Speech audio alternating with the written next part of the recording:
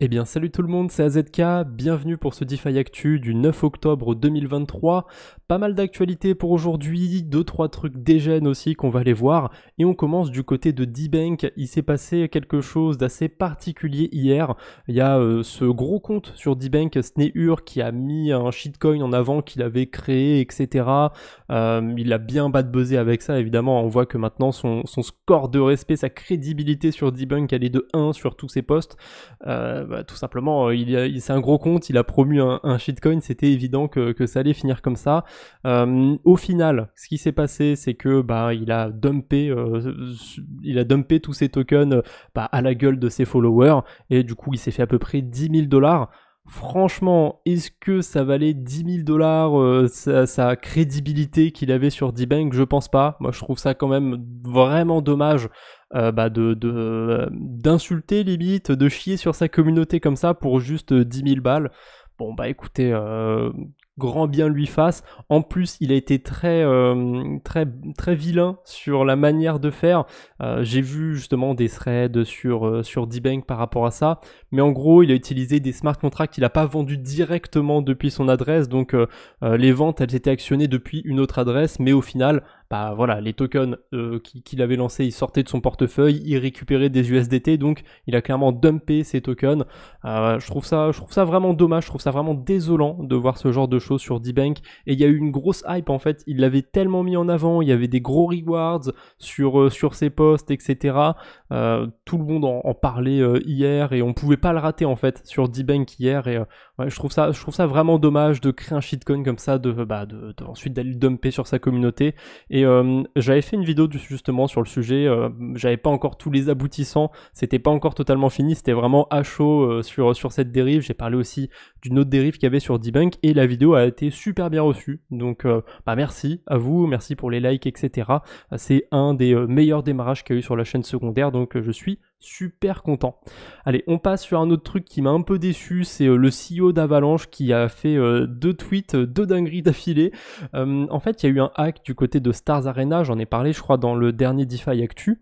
Donc Stars Arena, c'est un protocole comme Friendtech, donc un protocole de social finance. Il y avait 3 millions de dollars sur le protocole, tout s'est évaporé, et si je dis pas de bêtises, ils se sont fait hacker sur 2 jours d'affilée. Donc vraiment, c'était une passoire le truc. Bref. Et là, on a le CEO d'Avalanche qui dit que voilà, il y a eu un nouveau hack sur Stars Arena, mais bon, c'est pas grave parce que c'est un produit fantastique, il y a que 3 millions qui ont été perdus, je pense que la perte va vite être rattrapée. Alors déjà, le fait de dire qu'il y a un projet qui s'est fait hacker 2 fois et juste après de dire que c'est une team incroyable, etc., qu'ils ont juste besoin d'améliorer leur code, pour ceux qui ont perdu des sous, franchement, je pense qu'ils l'ont pas bien pris. Ensuite de ça, il en a rajouté une couche en mettant preuve à l'appui les frais qui sont générés par le protocole. Alors déjà, ça c'est les frais au total, mais c'est pas ce que touche entièrement Stars Arena. Parce que dans l'eau, il y a les liens de parrainage, etc. Enfin, il y a plein de choses que Stars Arena va pas toucher. Donc, certes, là, il y a eu 300 000 dollars de frais sur une journée, mais Stars Arena a pas gagné 300 000 dollars sur une journée. Bref, c'est plus compliqué que ça. Et en gros, voilà, il se sert de ce graphique pour dire, regardez, les frais générés par le protocole, ils sont exponentiels. C'est que l'histoire de quelques jours pour que les 3 millions soient remboursés. Ouais, mais le fait que ce soit juste un fork de Friendtech, je suis pas sûr que ça tienne très longtemps comme protocole. Après, à voir, hein, peut-être que je me trompe, mais SushiSwap par exemple, c'était un gros fork d'Uniswap. Au début, c'était super gros, et maintenant, qui utilise SushiSwap honnêtement? Bref, on verra ce que ça va donner à l'avenir, et le fait aussi que le truc a été hacké. Moi j'y touche pas du tout au protocole de social finance, mais ça me donnerait pas envie d'y retourner. Donc est-ce que les gens vont être au rendez-vous? Est-ce que le protocole va générer autant de frais? Ça, c'est pas sûr non plus. Vraiment, c'était une histoire assez rocambolesque du côté d'Avalanche. Bon, moi je souhaite le meilleur au protocole et à ceux que ça intéresse. J'ai vu qu'ils avaient un partenariat avec une boîte d'audit aussi pour relancer le protocole. Bon, tant mieux. On verra ce que ça va donner, j'espère que ce sera bien, mais personnellement, moi je reste loin de cet univers de la social finance. Ça m'intéresse pas du tout, l'aspect où on peut, entre guillemets, dumper sa communauté, dumper sur le dos de sa communauté. Petit rappel aussi autour de Revoke Cash, j'en profite parce qu'ils avaient fait une section spéciale par rapport au hack de Galaxy. Vous pouvez aller voir si vous avez des choses à revoker par rapport à ça. Et en même temps, c'est un bon rappel pour vous dire que de temps en temps, il faut aller revoker ces smart contracts. On a approuvé des choses. Si jamais vous avez approuvé un stablecoin à l'infini sur un protocole qui a un hack sur ce protocole, vous pouvez potentiellement vous faire drainer des stablecoins sur votre wallet. Moi, ça m'est arrivé justement sur un wallet. C'est pour ça que je le mets en avant de temps en temps sur les vidéos. Donc voilà, pensez à faire un tour sur Revoke Cash de temps en temps et à revoker un petit peu vos smart contracts. On a Asher qui a sorti une nouvelle vidéo sur Bitcoin aujourd'hui où il explique en gros pourquoi il n'y a pas 21 millions de Bitcoin en circulation, enfin pourquoi il n'y en aura pas 21 millions, parce que pour l'instant on n'y est pas encore. Et en gros, c'est le fait qu'il y ait des Bitcoins qui soient perdus, etc. Ouais, je vous spoil la vidéo, tant pis, fallait la voir avant. Enfin, je vous spoil vite fait, mais voilà, la vidéo est quand même plus ça rentre un petit peu plus en détail par rapport à ça. Mais c'est l'idée de la vidéo, c'est qu'il n'y aura pas 21 millions de bitcoins parce qu'il y en a qui sont perdus, etc. Mais je trouve dommage qu'il y ait un point qui n'ait pas été abordé dans la vidéo, c'est qu'à côté de ça, on a aussi des bitcoins artificiels. À cause des exchanges, à cause des dérivés, etc. Et il y a des articles là-dessus, il y a des choses qui m'ont été écrites et c'est dommage de ne pas l'avoir creusé et ajouté à cette vidéo. Après, elle est quand même sympa à regarder, je vous invite à aller la voir, et si vous avez le temps du coup à vous informer un petit peu par rapport à ce que je vous dis, qu'il y a plus de Bitcoin qu'en réalité en circulation. Voilà, on connaît les exchanges, on sait que des fois ils font 2-3 manigances, mais là je vais pas m'attarder plus sur le sujet, hein. Le sujet est assez long, assez vaste, ça mériterait une vidéo dédiée, donc voilà, si vous ne me croyez pas, je vous laisse aller faire vos propres recherches par rapport à ça, mais c'est dommage que ça n'ait pas été abordé dans la vidéo d'après moi. Mais bon, elle est quand même sympa, allez la regarder. Uniswap qui lance une nouvelle fonctionnalité ou qui va lancer une fonctionnalité, si je dis pas de bêtises, avec la V4, ça va être le TWAMM, donc Time Weight AMM, si je dis pas de bêtises. En gros, ça va permettre sur les gros ordres, sur les grosses ventes de crypto ou gros achats, un gros swap de crypto, de réduire l'impact du slippage en faisant plein de petits threads au lieu de faire plein de petits trades pardon au lieu de faire un gros trade. Voilà, pour l'instant j'ai pas encore creusé plus techniquement comment ça va marcher, etc. Mais ça a l'air très intéressant et c'est bien aussi pour les institutionnels, pour les baleines sur le marché qui peuvent utiliser la DeFi, c'est le genre d'outil qui permet de rendre la DeFi d'autant plus utilisable par les institutionnels, et ça c'est plutôt une bonne nouvelle. Token Terminal, tant qu'on est sur Uniswap qui partage cette data, c'est intéressante. Il y a autour de 50 développeurs actifs juste sur Uniswap, juste sur le protocole Uniswap. Je savais pas qu'il y en avait autant. Donc c'est un petit peu le petit fun fact du jour. Et comme voilà, j'avais une news sur Uniswap, j'en ai profité pour le mettre dans la vidéo. Vous savez qu'il y avait autant de développeurs actifs sur Uniswap. Peut-être que parmi vous, il y en a peut-être un qui se cache. Bon, je sais pas, hein, mais en tout cas, si c'est le cas, n'hésitez pas à vous manifester en commentaire. TimeSwap qui a annoncé le token Time. Alors il n'y a pas d'airdrop, il n'est pas encore lancé le token. Ce qui va se passer, c'est qu'il va y avoir du pré-mining sur TimeSwap. En gros, si vous allez déposer des cryptos sur TimeSwap, vous allez pouvoir farmer du token Time. Un petit peu comme sur Extra Finance, il y a eu ça aussi il n'y a pas longtemps. Avant que le token soit lancé, on pouvait en pré-farmer. Ça s'est plutôt bien passé pour Extra Finance, mais j'ai connu des protocoles dans le passé, notamment sur la blockchain Astar, où ça s'est très mal passé. C'est-à-dire qu'on peut préminer le token, mais une fois qu'il est lancé, une fois qu'il est listé, le truc fait moins 90%. Donc Extra Finance, ils ont vraiment bien géré, ils ont réussi à lancer des incentives, etc. autour de leur token, et ça a donné envie à certaines personnes de tout simplement acheter du token, etc. Ça s'est plutôt bien passé. Là, on verra bien ce qui va arriver pour le time de TimeSwap. Est-ce qu'il y aura aussi un airdrop en complément ? On verra bien, on aura l'occasion d'en reparler. Et si je dis pas de bêtises, le pré-mining commence le 11 octobre. Donc c'est vraiment bientôt. Du côté de DeFi Lama, j'avais juste vu cette news passer, ce fact passer. DeFi Lama qui traque plus de 3300 projets DeFi sur 215 blockchains. C'est ouf, Déjà, est-ce que vous connaissez 215 blockchains? Je suis sûr que dans la liste, il y en a plein que vous connaissez pas, sûrement plus de la moitié, et moi c'est pareil, hein. Mais c'est ouf qui traque autant de protocoles, je me rendais pas compte avant de voir le fact, je pensais pas qu'il y en avait autant qui étaient suivis. Après, dans l'eau, bien sûr, hein, il y a des blockchains qui sont mortes, il y a des protocoles qui sont morts, où il y a plus d'argent dessus, ou presque plus, mais c'est quand même assez important, et voilà, je trouvais le fait aussi assez intéressant. J'en parle pas souvent des plateformes de dérivés, mais pour ceux qui font du trading, bah, sachez qu'il y a plein d'alternatives aussi du côté de la DeFi. Et là, il y a Gains Network par exemple qui ont listé 7 nouvelles cryptos. Donc il y avait quoi?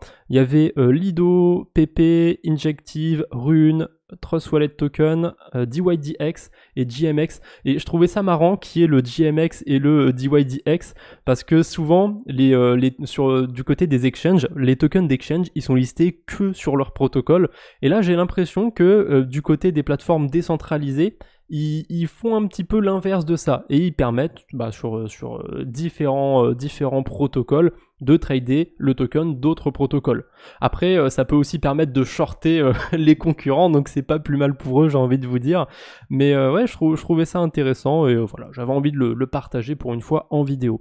Voilà, si jamais vous faites du trading de dérivés, ça existe aussi sur la DeFi. Ça marche très bien, honnêtement. Après, moi, je vous déconseille quand même, hein, surtout aux débutants, de faire du trading, encore plus avec de l'effet de levier.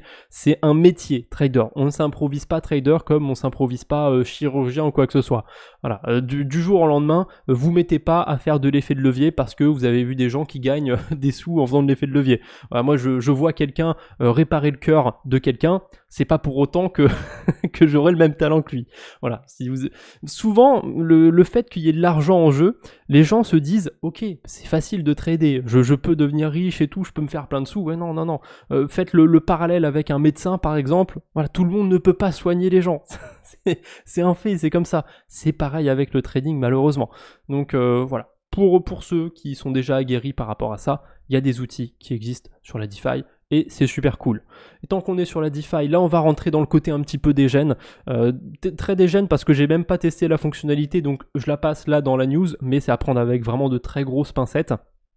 On a un protocole qui s'appelle Stellar sur la blockchain Arbitrum et qui permet de faire de l'effet de levier sur certaines stratégies et ils permettent de faire de l'effet de levier jusqu'à x10 sur du WST-ETH sur Pendle. Donc déjà sur Pendle, on peut optimiser le rendement du WST-ETH. Là, on peut venir faire un effet de levier. C'est-à-dire qu'on va emprunter de l'Ether pour aller les redéposer, etc. sur Pendle. Et il y a même un cran au-dessus encore sur Stellar, c'est qu'il y a aussi une pool autour de PenPy. PenPy, c'est un protocole qui vient par-dessus Pendle. Donc les intérêts sont encore plus élevés, il y a encore plus de risques. Là, on vient faire du levier, on peut monter jusqu'à 50% d'intérêt. Alors, c'est vraiment ridicule à ce niveau-là, le niveau de risque qu'il y a. Est-ce que ça vaut vraiment 50% d'intérêt ?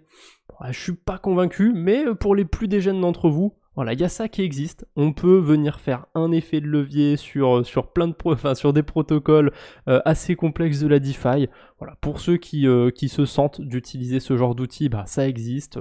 Après, pour l'instant, je peux pas encore vous dire si ça marche bien ou si ça marche pas bien. J'ai pas encore testé, mais j'avoue que je suis très curieux. Stellar, j'avais déjà testé, j'avais déjà apporté des liquidités en lending. Bon, voilà, c'est comme Extra Finance, c'est comme tous les protocoles, on peut faire du levier, ça marche normalement, ça marche assez bien. Par contre, le côté levier, j'ai pas eu l'occasion de tester, mais ouais, ça a l'air intéressant. En plus, quand on va venir toucher soit à l'effet de levier, soit au lending de certaines cryptos, on va venir pré-miner des tokens Stellar. Vous voyez que là on a des petits intérêts en vert, 0,7% par exemple sur l'Arbitrum, et ben en fait ce sera des incentives dans le futur token de Stellar. Donc voilà, on peut venir faire aussi du pré-mining de ce côté-là. On enchaîne avec Arbitrum. Si vous avez suivi un petit peu ce qui se passe de ce côté-là, il y a des incentives qui vont être distribués sur Arbitrum. Ils ont 50 millions de tokens qui vont distribuer à différents protocoles pour qu'ensuite ces protocoles le distribuent aux utilisateurs. Et pour l'instant, on a certains protocoles qui devraient recevoir cette allocation, qui devraient recevoir une allocation. Pour ça, ça se passe autour de la gouvernance. Sur Snapshot, il faut que les protocoles y récupèrent au moins 70 millions de votes pour, si je dis pas de bêtises. Pour l'instant, on a Camelot qui est passé, on a GMX, il y en a pas mal. Il y a DeFi Made Here qui a fait un thread où il liste à chaque fois qu'il y a un protocole qui passe la limite. On en a plein d'autres aussi. Il y a Angle que j'ai voulu citer pour la vidéo parce que ils sont francophones, ils sont même français si je dis pas de bêtises. Donc voilà, bien joué Angle, bien joué tous les autres protocoles qui ont réussi. Et autour de tout ça, on a Dolomite aussi. Je crois que eux, ils n'ont pas encore atteint le nombre de votes, mais ils ont mis un petit bonus pour ceux qui allaient tout simplement voter. Pour Dolomite, vous pouvez récupérer 20 XP sur Dolomite. Alors l'XP pour l'instant il sert à rien sur Dolomite, mais moi je pense que ça peut être un critère pour un futur airdrop sur Dolomite. On verra bien, ça fait un petit moment déjà que j'en parle de Dolomite, peut-être qu'il n'y aura jamais de token, peut-être qu'il n'y aura jamais d'airdrop, mais voilà, c'est un truc en plus. Si jamais vous avez déjà voté pour Dolomite ou si vous comptiez le faire, pensez à aller récupérer ces petits points d'XP, il y a une petite quête à valider sur Galaxy. On sait jamais. Si jamais ça peut juste si vous avez des Arbitrum dans votre portefeuille, si juste en déléguant votre pouvoir de vote, vous pouvez farmer un airdrop, moi je vous dis allez-y, ça vous coûte rien de le faire. On termine par ça, petit fun fact pour terminer la vidéo. Coin Academy qui nous partage que 146 points de vente Ledger ont été déployés dans des enseignes Boulanger en France. Alors c'est pas nouveau qu'on ait des points de vente Ledger chez Boulanger, il y a un partenariat avec ça, mais j'ai pas eu l'occasion d'en voir encore en Boulanger, du coup n'hésitez pas à me dire en commentaire si vous en avez vu, je trouve ça sympa qu'on puisse en acheter directement en magasin, et je pense qu'à terme, Ledger, ce sera peut-être pas la seule marque, ce sera peut-être courant de retrouver ce genre d'appareil en magasin. Avant ça, littéralement, il y a 15-20 ans, ça n'existait pas, les smartphones. On n'en voyait pas en magasin, parce que ça n'existait pas. Maintenant, il y en a dans tous les grands magasins. Bon, peut-être que ce sera le cas aussi des Ledger et d'autres hardware wallets. Voilà, c'est tout ce que j'avais pour aujourd'hui. J'espère que cette petite vidéo vous a plu. On se retrouve bientôt, j'espère. D'ici là, portez-vous bien. Salut tout le monde!